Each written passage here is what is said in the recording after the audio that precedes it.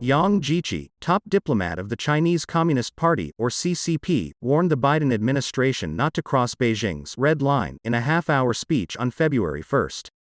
"We expect the United States to respect China's position and concerns on the Taiwan question," Yang said.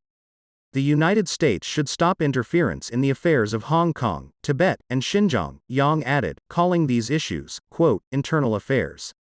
Yang made the remarks at a virtual event hosted by Jack Lew, the former United States Secretary of the Treasury under the Obama administration.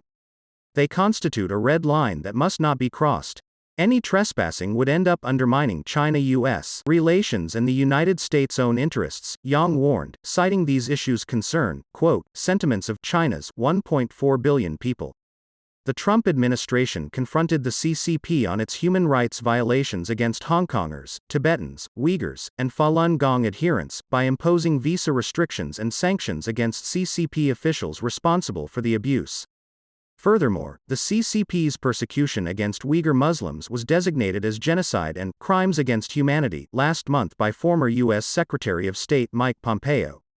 "I hope that the Biden administration will remove the stumbling blocks, like harassing Chinese students, restricting Chinese media outlets, shutting down Confucius institutes and suppressing Chinese companies," Yang said. The, quote, "stumbling blocks" that Yang mentioned are likely the outcome of a historic campaign by the Justice Department under the Trump administration to crack down CCP espionage and propaganda in the U.S. The campaign disrupted a vast network of undercover CCP military officers posing as students in the United States. FBI investigation, together with the closure of the Chinese consulate in Houston over its espionage and malign influence activities, led to over 1,000 military-linked Chinese researchers leaving the country, according to John C. Demers, Assistant Attorney General for National Security. Also, besides turning the tide on Huawei and the CCP's 5G master plan, Trump banned U.S. investments in a list of 45 Chinese companies deemed by the Pentagon as having ties to the Chinese military.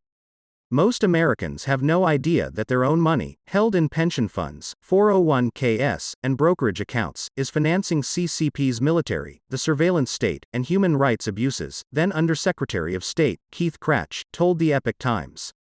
The Confucius Institutes which Yang mentioned, quote, "are funded by the PRC and part of the Chinese Communist Party's global influence and propaganda apparatus," Pompeo said in a statement. In the speech, Yang criticized the Trump administration, saying that its misguided policies had led the bilateral relationship to its most difficult period. Meanwhile, Yang is calling for, quote, "closer exchanges and cooperation between our militaries," unquote, besides other areas such as climate change, renewable energy, and drug control.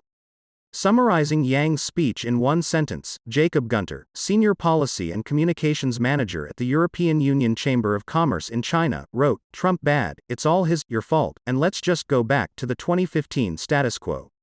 Scott Kennedy, Senior Advisor and Trustee Chair in Chinese Business and Economics, also commented on Yang's speech. "Bottom line, Beijing is ready to cooperate only on China's terms," he wrote. Meanwhile, U.S. Secretary of State Antony Blinken responded on February 5 that the United States will stand up for human rights and democratic values. The Global Times, a tabloid run by Chinese Communist Party paper The People's Daily, said on February 6 that it expected the Biden administration to keep talking tough while improving cooperation in some areas.